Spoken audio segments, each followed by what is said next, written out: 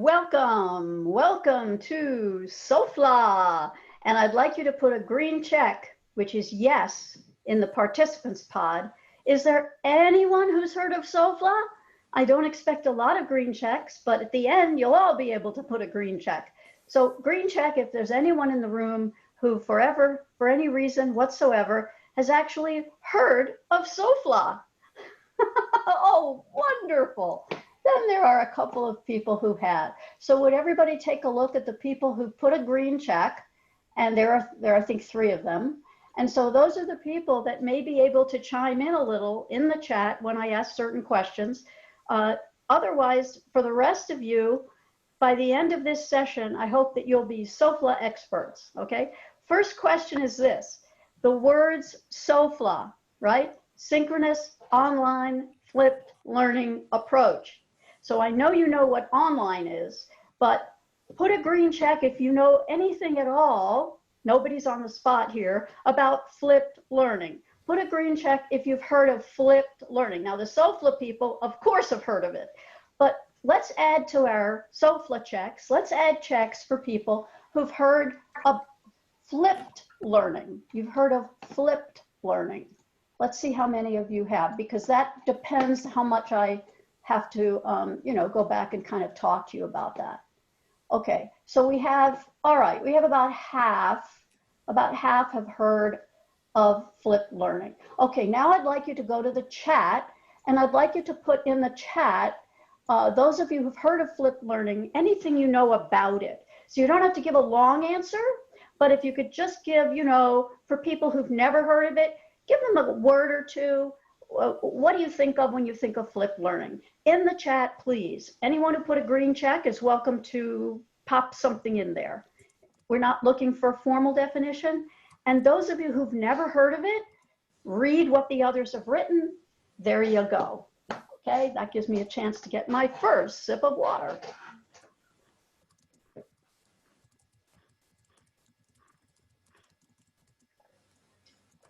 More than one sip, obviously. Okay, so now I'm going to introduce myself. Helaine Marshall, Long Island University. What am I doing at WATESOL? Well, I've never presented at WATESOL before, but I am presenting at WATESOL and many other state affiliates of TESOL. I've presented at TESOL for decades, and my home right now is nice TESOL, New York, but I lived in Wisconsin for many years and taught and presented at WATESOL, and I lived in Boston for several years and presented at MATSOL. And now that everything's virtual, I just go to whatever state I can go to, and I do have a special place for you guys because I was born in DC. So I don't know where this place is anymore, but I can give you my address. When I was a little baby, I was born at 437 Montana Avenue. Montana Avenue. I don't know where it is, but that's where I was born. But I grew up in Baltimore. Okay, but you're more interested in my professional credentials. So I have a doctorate in TESOL from Teachers College. I've been teaching for many years. I taught ESL at all levels. And now I'm in teacher education, which you'll see later when I show you my examples of what I do with Sofla. But Sofla is adaptable to any level of student, any age of student. It's totally adaptable. It's a template, it's a guide, it's a set of principles. It's very practical. So you can push it and pull it and mold it to yourselves, but it's something to hold on to as an anchor in these times, okay? So that gives you kind of a layout of who I am and what I'm about. The thing I didn't mention is that I have another hat, a completely different hat. I happen to be into technology because I made it my professional development when once someone asked me if I taught online and I said no and didn't get that job. And I said, oh, so I've fallen in love with online. I'll show you why. But my other hat is culturally responsive teaching.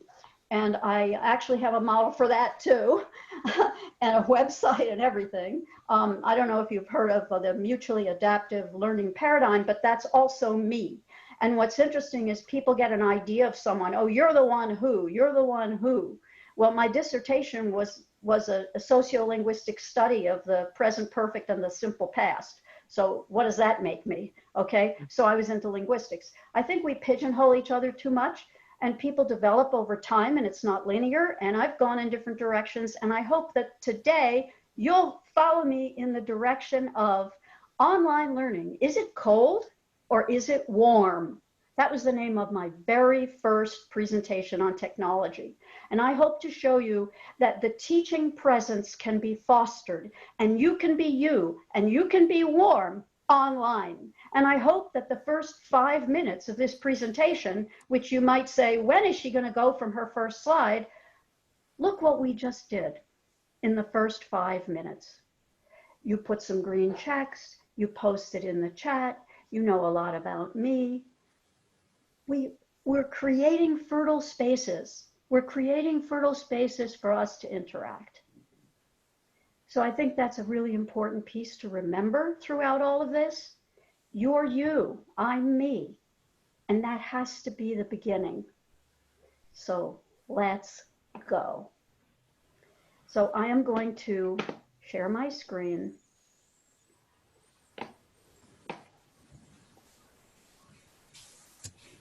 Ah, that's the other PowerPoint. First snafu. Okay, I've got 2 PowerPoints. I want to go back to the other PowerPoint. This one. The other one is classwork, and I will show you that later. Okay, so this is a definition. Hello? This is a definition of Sofla. A synchronous online flipped learning approach is a distance learning model that closely replicates actual classroom teaching and includes structured, interactive, multimodal activities, both asynchronous and synchronous. Participants will learn, that's you, how to implement the 8-step learning cycle and will receive resources to guide them in using Sofla. The resources you'll see later, I've created a course for us, free, all free, with all kinds of videos and articles and conversations, and you'll be able to join that course at the end of this session. It's a good reason to stick around, okay? So that's kind of the formal definition, but we know that formal definitions are just that, formal. So we're going to do something a little more informal. But before we begin, we've all got to say the mantra. You heard me say it already. Everything I present, regardless of topic, I have a mantra. I'm on a mission. You know, the keynote, I don't know how many of you were at the keynote this morning, talked about leadership and what goes into inspiring, mentoring, and truly care about people. I'm hearing an echo, so everyone, you know, needs to mute. Okay. So our mantra, I call it a mantra, our mantra is going to be create fertile spaces. So you don't have to turn on your mic unless you want to. We could have a little choral here, but wherever you are, close the door, say it, because when you say it, you feel it. So let's all say, I'll count to 3. 1, 2, 3. Create fertile spaces. Okay, so that's our mantra. And what do I mean by that? I mean that our focus should not be to cover curriculum, to deliver instruction, or to meet standards. Sure, yeah, we need to get our paycheck, but what we really need to focus on for the achievement of our kids or our adults or our teachers that I teach are the fertile spaces. And we do it with the 4 E's. And I'll be referring to the 4 E's during the presentation, and then I'll go back to them at the very end. And I have an entire presentation on the 4 E's, which will not be at this conference. It's at some others, and I have a recording of it that you can watch in the course that I mentioned earlier that I've created for you. So you will get the full 4 E's, but today it'll be kind of a cursory look because we're focusing on Sofla. The first E is equity. The second is enrichment. The third is engagement. And the fourth is empowerment. They're not just words. They're not just words that start with E. These are very important, well laid out concepts that I developed throughout Sofla and throughout my mouth model as well, and spell out exactly what they mean in each context. So here we go. So this is survival mode. We're all in survival mode. Me less so because my classes have been online since 2008. So I've perfected, not perfected, sorry, but I have really developed and worked out how online can be effective from a lot of experimentation. But many of you really are in survival mode. And so let's see what Darwin said. It's not the strongest of the species that survives, nor the most intelligent, but the one most responsive to change. So that's your challenge, responding to change. And I know at our university, some professors retired. They're not going to change. And I respect that. They made that decision and they left. Others have stayed, but they're struggling. So I don't know where you are in all of that, and I'm not going to do another green check activity, but I still want to put you in the mindset of where you are. So think of where you are with that. Now, David Rosen, I don't know where my adult educators are. I think there was a poll this morning of who's here, and the adult educators, and my heart is with you because I taught adult ESL for many years. That's a big group of folks, and I don't know how many of you are here, but in any case, David Rosen leads the Links listserv, the Links community serve. If you're an adult educator and you're not there, go there. And he has an instructional technology community within the larger community, and he's fantastic. He's in Boston. Many of you may know David. Anyway, he came up with this. It's not published, but it was part of our discussion. He has 3 things to remember. First of all, you are not starting from scratch. And if you're not starting from scratch, that means that you're going to find equivalencies. So there are things that you can do just like you did before. You don't have to change them. They'll transfer from in-person to online. But there are going to be limitations. There'll be things that you can't do, things I've had to give up that are really kinesthetic activities. It's not going to be exactly the same. You will have to give things up. On the other hand, there are advantages, and some of them I'll refer to today. There are some things you can actually do better online. You may have already discovered those. So those were his 3. And to that, I added innovations. And I think innovations fits in with the theme of the conference, and it fits in with the plenary speaker as well, and what she was talking about this morning. And we can actually use this as an opportunity to be creative in these new spaces that are going to be fertile. And what makes them fertile are the innovations that we are going to come up with. And I think Sofla represents what I hope is an innovation that you will find valuable and interesting. So because many of you hadn't known about flipped learning in advance, I'm going to very quickly, because I really have a lot of other material to work with you on today, but I want to do a quick flipped learning. So you looked in the chat. I hope you looked, and you can scroll up. You'll see everything in the chat that happened after you arrived. So if you want to, you can scroll back up and read all the wonderful comments people made about flipped learning. They're really giving you a good flavor of flipped learning.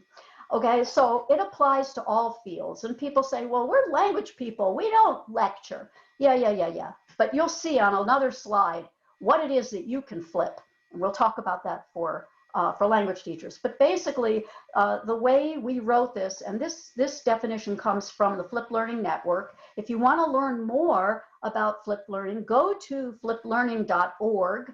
Everything there is free. This is a nonprofit, and we're devoted to spreading the word about flipped learning. And when we wrote our original definition, we basically were saying that you're going to take outside of class your direct instruction and bring in class all of the things that you sent people home to do and the things that you never had time to do because you had to get through those curriculum standards, et cetera. Okay, so that's really, really quick, but we need to move on for Sofla. So think of flipped learning as part of Sofla. Okay, that's one of the bases of Sofla. And when I did Sofla, now I want to make absolutely sure that you see me because I do some nonverbal things and I want to make sure that everybody sees me. So Betsy, everybody sees me, right? Yes, I think so. Okay, good. There we go. All right. So, so what I do, I just want to move this so I have it exactly where I want it. I'm here, right? Okay, I take flipped learning and online learning, and I put them together as a recipe for effective instruction. So you need to know something about flipped learning to see how it's going to work with online learning. Now, the next step for online learning is to answer these 4 questions. Now, Heather Paris, you may not know her. She's also from New York and works at a BOCES, if you've heard of the BOCES in New York. We just wrote an article about getting started with flipped learning, a real basic article, but it gets you started. And here are the 4 questions that we suggest. When you're flipping, you need to think about, first of all, what you're going to move out of class and what you're going to put in class. It's not as simple as just, you know, your lesson out and your homework in. It's much more than that.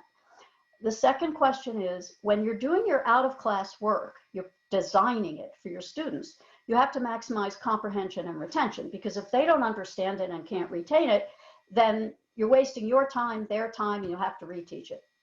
So that's the second question. The third one you have to answer is, once they come into the classroom, which for us, you know, in class means synchronous, because it's the synchronous online flipped learning approach. So in class means synchronous.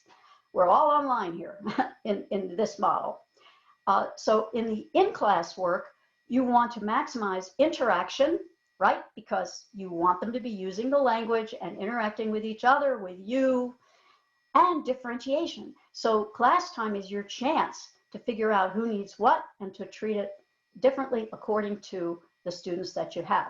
And then the last piece, which is important for both out of class and in class, asynchronous and synchronous, is to build in accountability every step of the way, because all of our students aren't like us. You're here on a Saturday, I'm here on a Saturday. We have all kinds of integrative motivation to be here and do this and to do a lot of other things in our lives, but our students have a lot of other things and other commitments and other priorities, and we have to make them accountable. That's reality. So you need to do that. You also need to make sure there's feedback, both out of class and in class. And the feedback can be feedback that you give them. I know you think of that first, but also feedback they give you. I have my students giving me feedback. I'll show you that later. And then also peer feedback, which is another model that I am going to show you is a good way to get peer feedback going. Okay, so those are our 4 questions. So I'd like you to, and these slides are going to be available to you, and the meeting is being recorded. Everything is transparent with me, so you don't have to, you can clip a picture if you want, like all kids do today, but you'll have it. So these are the 4 questions I want you to keep in mind as I go through the model. Well, here we are. We finally got there.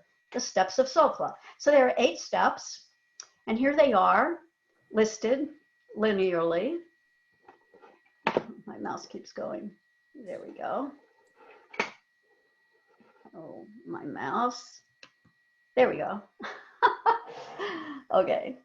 Pre-work, sign-in, whole group application, breakouts, share-out, preview, discovery, assignment instructions, and reflection. Okay. So I developed this. I've been doing this for about 5 years. I started flipping 2011, but I flipped my in-person.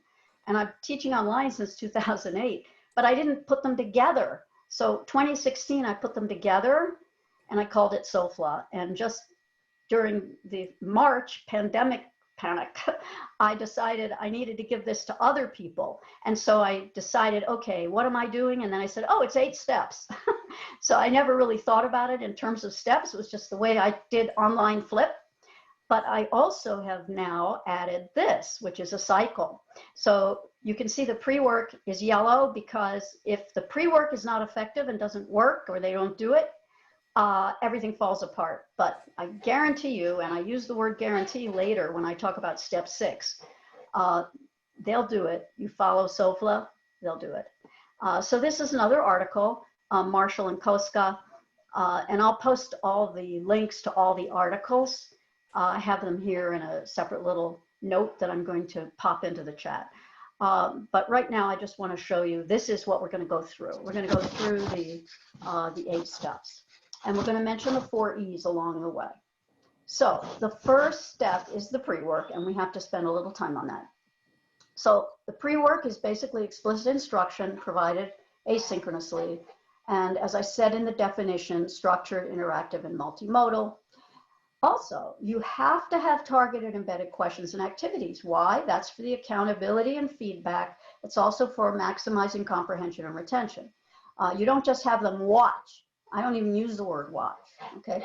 Because they're doing much more than that. That's their lesson, right? And they have control over it, right? So they're doing that. You don't wait till the end, all the way through. And the data that you get, this is where the learning analytics comes in, if you've heard of that term. What they're doing in these applications, I'll show you one, is providing you with all the responses your students give, and you can pull them out and take a look. 80% got this question, or this is how they responded. If it's a free response, you can put anything in that you want, and you get the data, and that informs your next lesson. So this is how you move through flipping. Is it harder? You can't teach on a dime like we always have. This is a very different approach. And like I said, we're talking about survival and change. This will work, but you have to trust it. And first time through, when you're putting in those questions, it will be more time consuming. But once you've created your lessons and your course, then your main time will be spent analyzing the data. Okay, so next, this is for ESL. So I do a lot of Sofla presentations in other fields, but this is my home field, so I'm gonna get real specific with you guys. So what are the things that we can flip? Well, obviously, and you see the references there, authentic samples, exposure. But again, careful exposure, I+1, embedded questions, not just exposure, okay? Explanations, this is probably the one you first thought of. So if you're going to teach a grammar point or pre-teach vocabulary or whatever you're going to kind of lay out for them in your mini lesson, it goes here out of class. Then we have low-level skills. Now, I didn't talk yet about Bloom, but many people, and I'm not sure if someone put that in the chat, many people talk about flipped learning as lower Bloom out, upper Bloom in.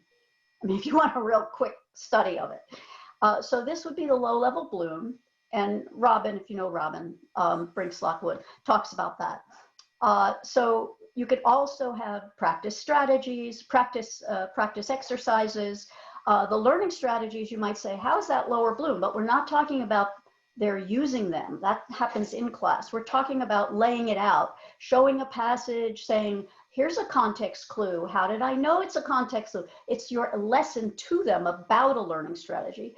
Then listening passages. So listening doesn't have to be done in class, do it out of class, but just make sure you build in the accountability and the feedback, the targeted. Everything still has those guidelines. Peer work. Oh, well, of course, you know, they do discussions out online, whatever you want them to do together out of class, work on projects, peer instruction, working with each other, buddy up, any kind of online interaction, blogs, wikis, whatever you like to do. That's pretty standard for any asynchronous online class, but definitely we can do it with our classes. And then you probably say, teacher talk, I don't do all that.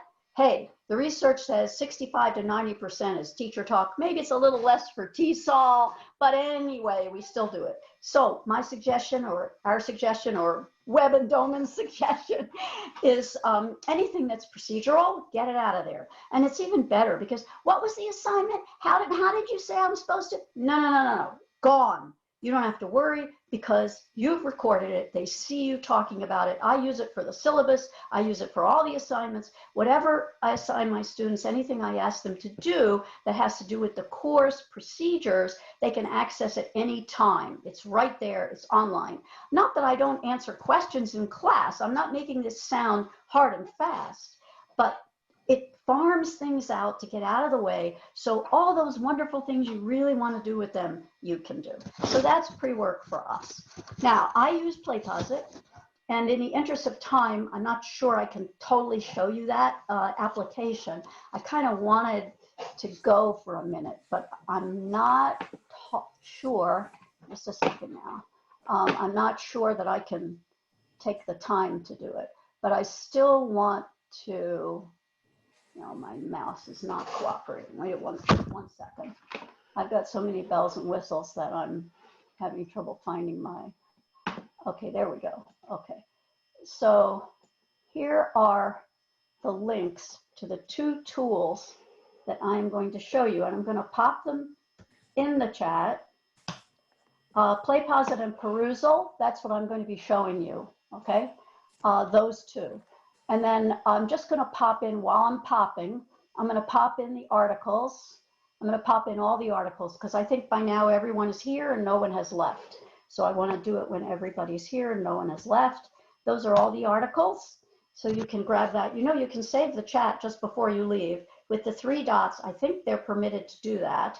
The 3 dots next to the place where you post in the chat, one of them is save chat.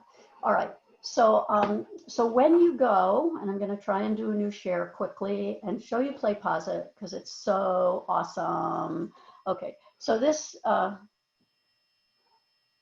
this is Play Pause It. Do you see? Just give me a yes if you see add new class. You see classes, Play Pause It, Helaine Marshall. Do you see that? Just give me a yes. Give me a yes, please. If you see that. No, you don't see that. You still see the original share. Okay, hang on one second. Right. All right, I'm gonna go. There you go. Okay, so these are my classes in Play Pause It. Play Pause It is free, but I pay for it because you get much more robust data. So I have all these classes. You can see all the things I teach. And what I'm gonna do right now is not go in a class. I'm gonna go into a bulb very quickly. I'm gonna go into my 3-minute version just for demonstration purposes. I'm going to go in and show you very quickly. Oh, but I forgot to, hang on one second. I have to do one more thing that Zoom makes me do, which I will do. Okay. All right. So you'll hear this. It won't be as loud as me talking, but you, which is pretty loud. Okay. So you're going to just see a few minutes of this. Watch how this works. Video lesson on flipped learning. And this is your guide to creating a learning culture with flipped learning. Learning culture is one of the 4 pillars of flipped learning. And now I'm going to skip ahead because I want to show you what happens. So I'm talking about flipped learning, and then watch what happens in just a few seconds. A deep dive, and here we go. Some basic principles first. So a question pops out, and the students can't move forward unless they answer it. And for each wrong answer, I give them a reason. And if they answer it correctly, great. So put in the chat A, B, C, or D. Well, I didn't give you the lesson, but you can probably guess. What's not true of creating a learning culture in a flipped learning lesson? What's going to happen? What's not true? Okay. Learner participation increases, teacher content increases, depth of exploring content increases, amount of teacher talk decreases. Based on what I've told you so far, give me an answer. Come on, are you out there? Who's out there? We got 20 people. Tell us what you think. Well, if you answered B, you're correct. Teacher content delivery increases is wrong, right? Because that's not the learning culture. You farm that out. Now, let me show you what happens if you did put D, which is true. If I submit it, it just says, oh, it just says incorrect. Usually I put, sorry, you can retry, and then you can put B and submit that. And then I put correct. I did put feedback for the correct, okay? But you can put feedback for anything you want, and then you hit continue and it moves on. Teacher talk. Okay, but I'm gonna skip. Then I talk about teacher talk. This video and many others are going to be in the course that I created for you. The guys who came, all of you who came today, you can pop in the course because I'm gonna give you the code for it, all free, of course. Okay, now we're gonna get back to the PowerPoint. Back to our PowerPoint. I'm trying to get back to the PowerPoint.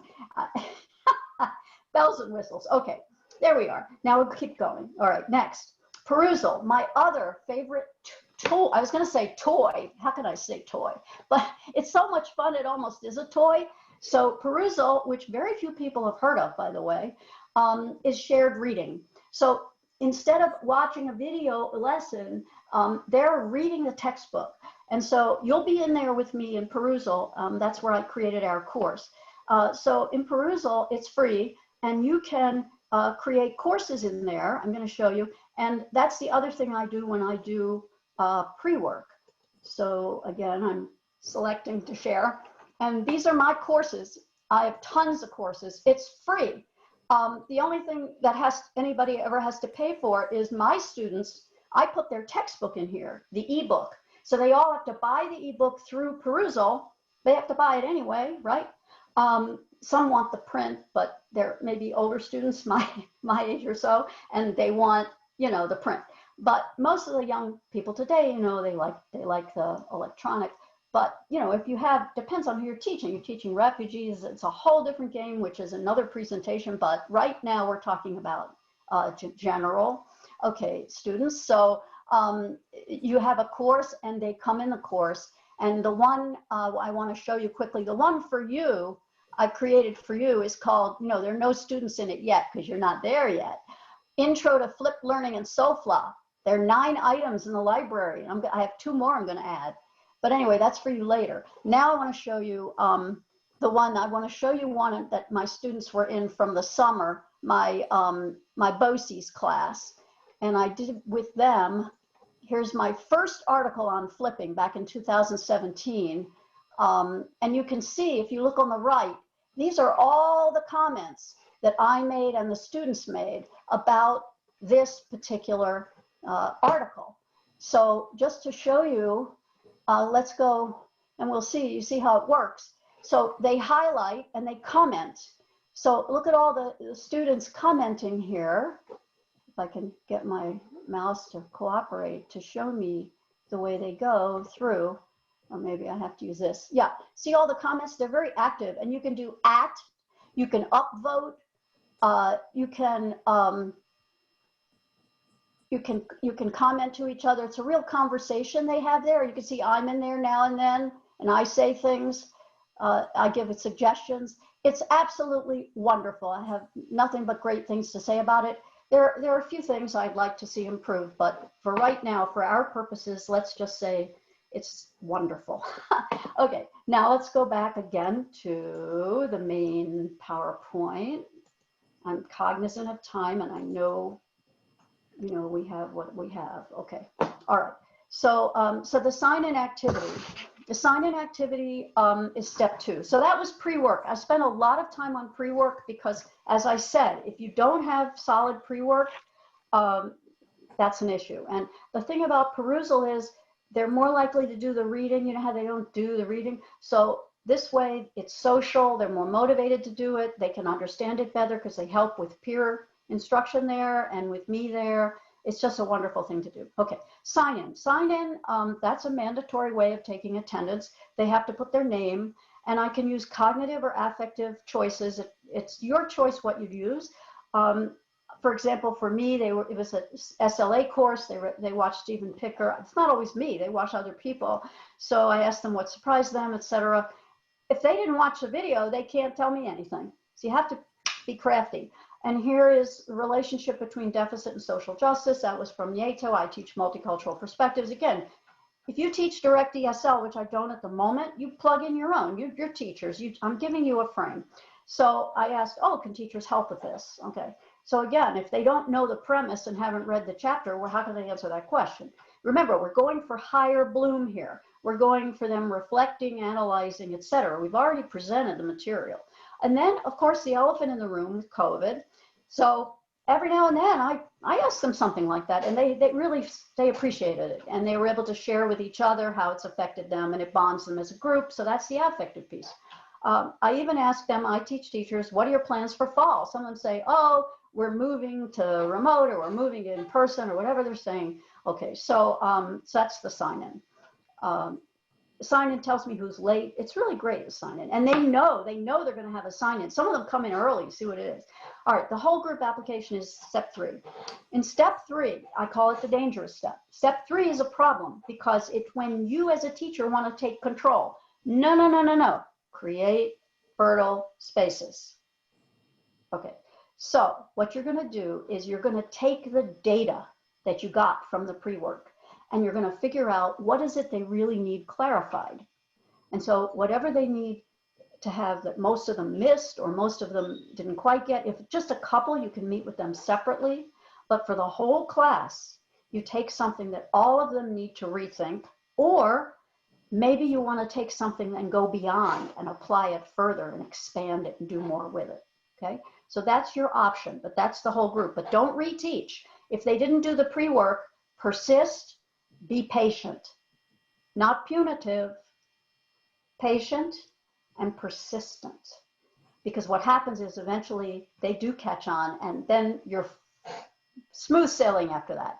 So if it's bumpy in the beginning, you have to have faith. Flip learning will work. The fourth is their favorite. It's breakouts. And breakouts is when they get to go away from you. And I'm not going to spend any time on this slide. You can read it later because you already do group work. Remember we talked about equivalencies? This is one of those equivalencies. The only thing is it's even better because they can't hear each other and bother each other because they're not literally in the same classroom. They're cut off like that. And you can visit each room and work only with that group, and you can see who's doing what and how it's moving. So it's really, really a great advantage. And every application these days has breakouts. And grouping, you do whatever grouping you want. You decide, you know. You can have them heterogeneously, homogeneously. I use different groups, or sometimes, you know, you might want the same group if it's a writing group or something, and have them go the whole time. I should mention that you need accountability, so you know who's in each group. Sometimes you can have each person say what they did, okay? So breakouts are really important. The peer instruction is option 2.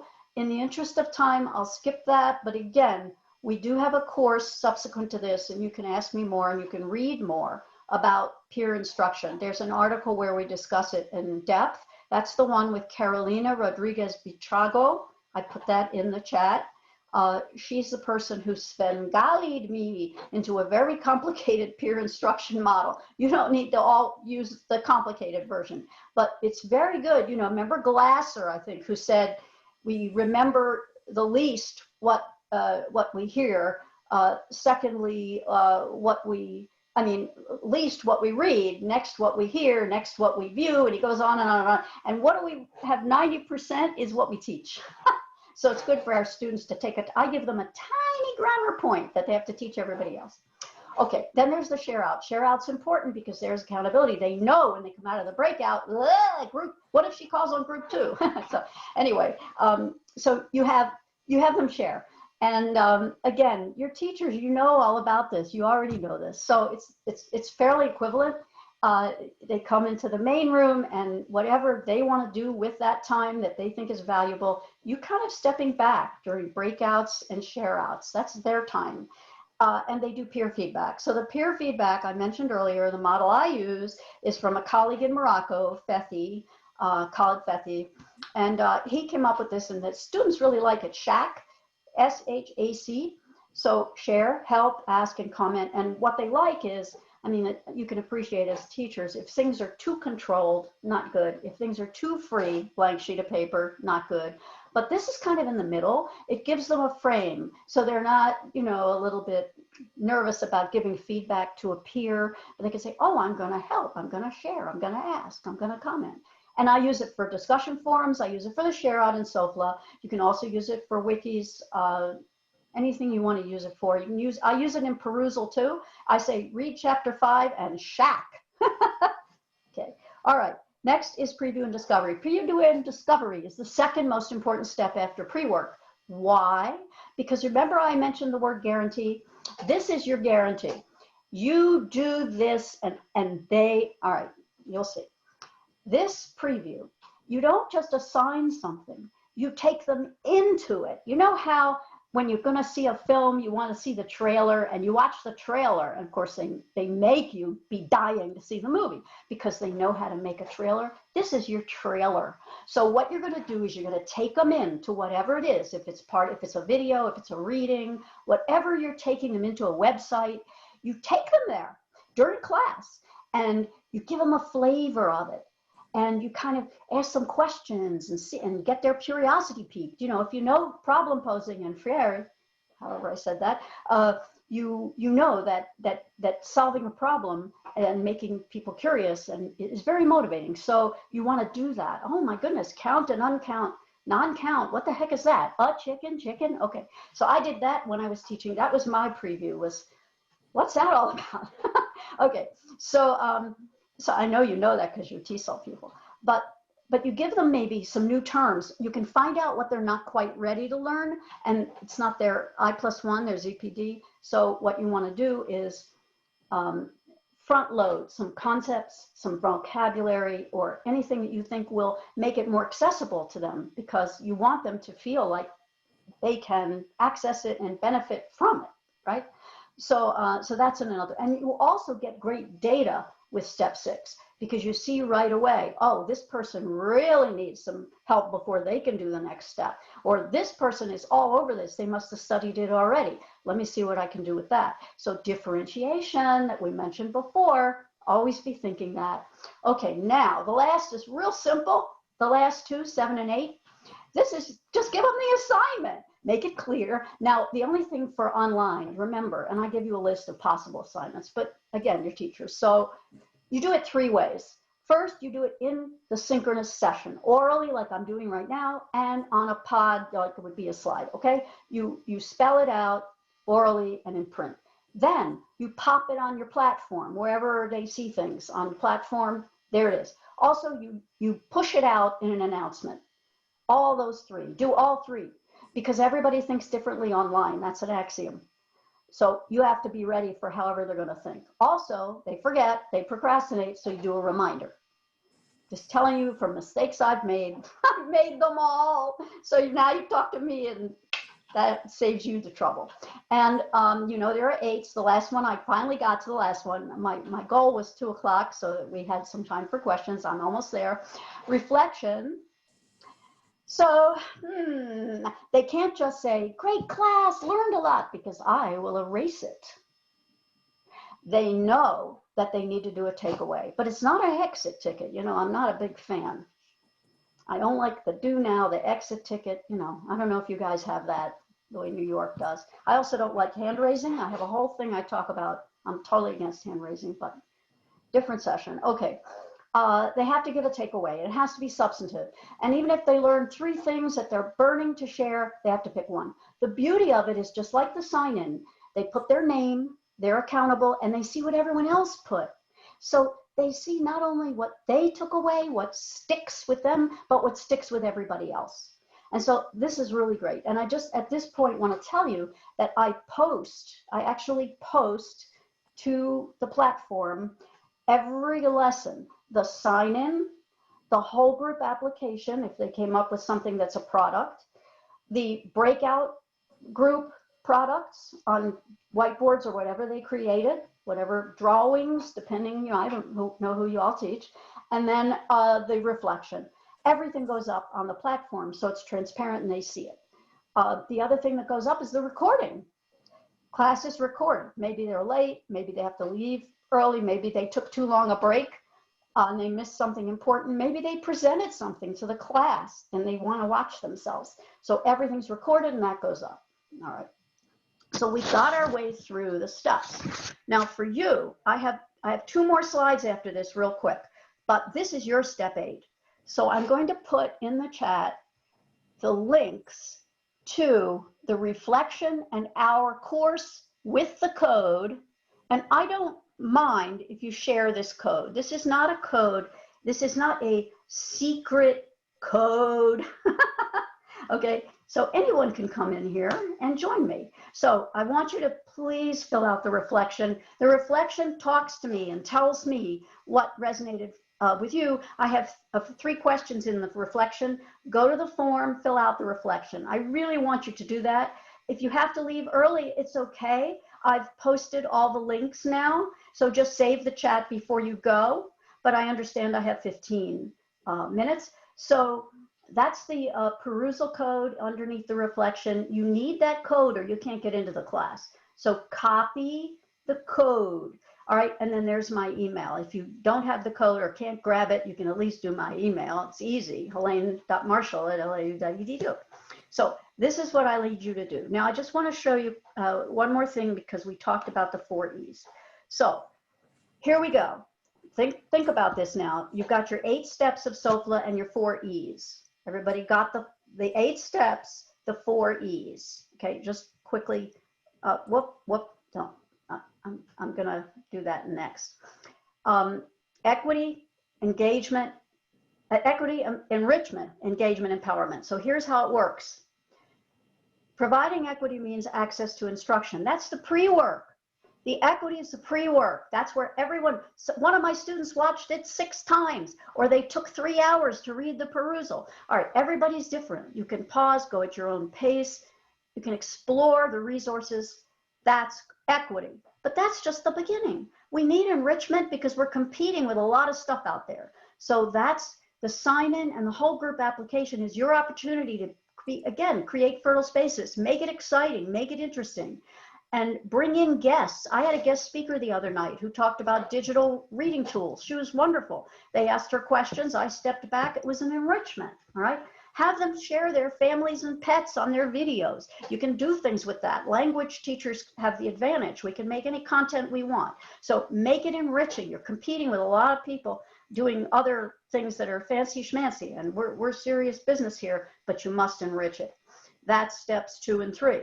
Steps 4 and 5, that's when they're ready. They're all motivated now because you've given them such rich experiences. They're going to engage, but they need to do that without you. Whatever they can do without you, let them do it. They're interacting, and they're engaged. That's steps 4 and 5. Remember? Breakout, share out. Last, E. I get excited because I think this is so important. Empowerment is not a transitive verb, but they will feel empowered, self-empowered, because that preview and discovery prepares them to be able to access and benefit from the pre-work, and they'll feel ready to do it and take it on. Okay, and they'll feel ownership, right? You've given them the instructions for the assignment. You've enabled them to reflect on what they already know and learned from this session that will carry them to the next session, hence the 4 E's. So I hope that you've enjoyed this. Here's Sofla again. Please communicate with me. I want people to use it. There aren't too many people in the whole wide world that use it yet. It's brand new to the world, and that's why I'm going to different affiliates to spread the word. And I now will answer, I think I have 10 minutes for questions. So Betsy, can you take it from here and see who has questions or whatever's going on? And those of you who do have to leave, please come to perusal to the course, and I'll see you there. All right, all fall we're doing the course. Thank you for attending. Don't forget to save the chat. You'll get a lot of goodies. Yeah, so Helaine, thank you so much for this valuable presentation today. We do have a few minutes left. We actually have 10 minutes left if anybody would like to ask questions. And I put in the chat box directions for how to save the chat. Just click on the 3 dots in the lower right-hand corner where it says more and then save chat. And I also put a link to WATESOL's conference feedback form. So it'd be great if everybody could fill that out today. And Helaine, there was just so much useful information in this and so many good resources that will help us all in this crazy online learning environment. Does anybody have a question for Helaine? If so, feel free to unmute your mic and ask it, or you can paste it into the chat box. Were there any in the chat? Because I wasn't monitoring. No, someone earlier had asked for links to your resources, which you wonderfully gave. Okay. Let's see. Someone lost the chat history. Okay, so I can, Rebecca, if you can put your email address in the chat box, or if you'd rather email me privately at pastpresident@watesol.org, I can happily send that to you. Okay, if in case there aren't questions, I mean, I'm happy to answer questions. That's what I'm here for. I was told to leave time. I have a quick question, Helaine. Yes, if you don't mind. yes. Yeah, I was just curious. Thank you so much. Very lively presentation. I enjoyed it and got a lot out of it. I was curious, what's some of the bigger challenges you've run into with this approach, kind of developing it and so forth? Okay, or even little challenges. Time. The first time that you do this, don't try it whole hog, okay? Maybe you do the online flip Sofla, once a week or once every couple of weeks. just to get your feet wet and to get the students to understand it. Because I was even talking to a student last night who said, you know, it took me a while to understand what was going on in your class because you didn't teach us, but then you sent us home and you said that was they could, you know, does not process. So you get student resistance. It's hard for you. It's time consuming. I don't want to be negative, but you asked me about challenges. Absolutely. Okay. No. The other is administratively, you know, you're going your own way. And depending on the kind of program you're in, they may want a lockstep thing. And that's always tough going. I haven't had that challenge, but that's a challenge. There's also technology as a challenge. And if you're not a techie person, use all the support you have. When I first started, I had someone was my video helper and someone was my platform helper. And, you know, I used people and just not use people, I relied on people. And also I had a buddy. The other thing is if you have someone who's doing it with you, it's 10 times easier because only they will understand what you're really trying to do. So I don't know if that answers, but that's a start anyway. Absolutely. Thank you. And I can see what you mean, getting the students familiar and comfortable with a new routine or a new approach. I could relate to that with my students. Absolutely. Thank you. Are you from the Department of State? You have that behind you, or is that a virtual? It's virtual, but yeah, I work for English language programs. Yeah. We're both right. Okay. Yeah. We had a session today earlier, so that's why I was our Oh, English language cool. program. Yeah. So Yeah, I just have my fish in my plant. I'm at home. it's a great one. Oh, thank you so much, Nicholas. I did Yeah. want to let you know that we have a very interesting question from Laura in the chat box. Okay. And Laura wrote, I find that any at-home or asynchronous work, no matter how short, long, or important for the student's grade, gets done by no more than half the students in my class. I That's try true. to motivate and support students, but I think some students have too much on their plates. Do you have any suggestions for this type of reluctant student population? Sure. Well, the main thing is something that you didn't tell me, which is age. How old are your students? Teenagers. Perfect. Okay. So teenagers have a million more important things to do than your work. Okay. So one of the things you do there is you capitalize on peer instruction. So you meet separately with each student along the way, and they're in charge of the pre-work that time.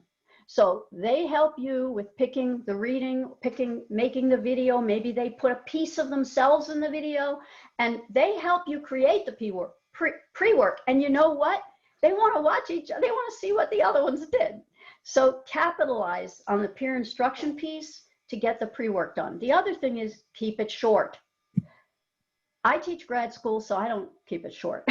They got to get their 3 graduate credits. But you know, you can keep it short because later, if you want to cover, what you find is you front load getting them to buy in. The buy-in has to happen at the beginning, and you can gradually give them more content, more skills along the way. But remember, and this, I'm so glad this question came up because I didn't get a chance to talk about schema theory. One of the most practical theories ever thought of is schema theory. And the reason is we have 3 schemata. We have linguistic schemata, of course, right? L1, L2. We've got content schema, which is whatever the content is that you're teaching, whether it's, you know, reading or whatever your content is. And then we have the neglected one, which is formal schema.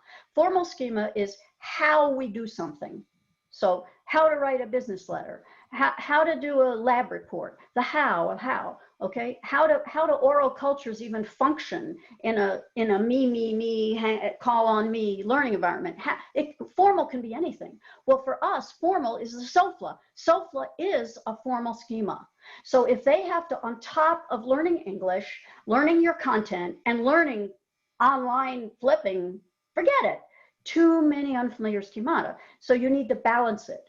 So if they don't do asynchronous work, part of that is they're not buying in to the new formal schema of the way education is moving, the direction it's going in. So buy-in has to be your front-loaded schema, and then you'll bring in more language and content as you go. And I know your administrators, you know, might say, I don't know if there are administrators in here, I'm so sorry, but they may say, well, you're here to do language and content, psyop, or whatever your flavor dessert is.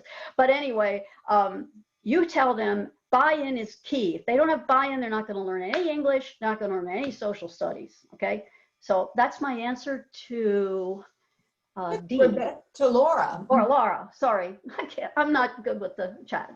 It's also very small. I really like how you emphasize putting some of the responsibility on the students. Yeah. I mean, that definitely would generate buy-in.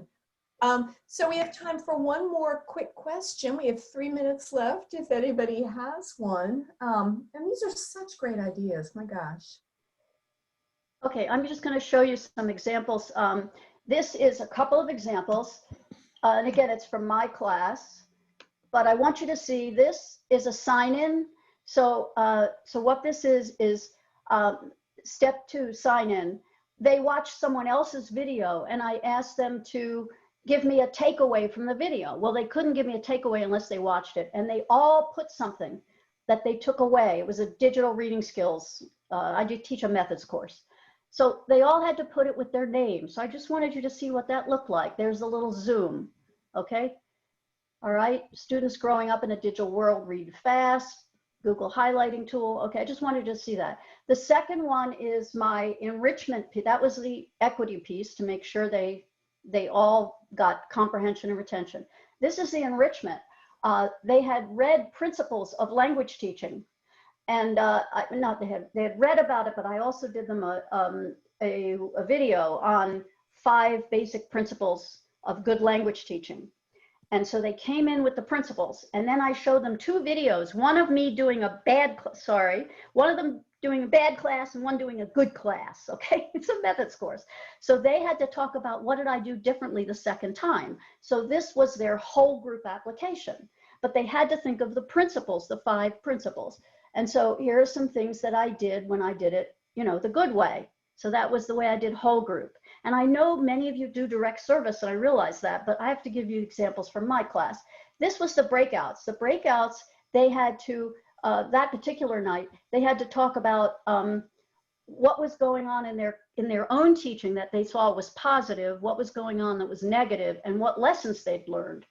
And I don't know if I have to pop that up. I didn't put a zoom on that one.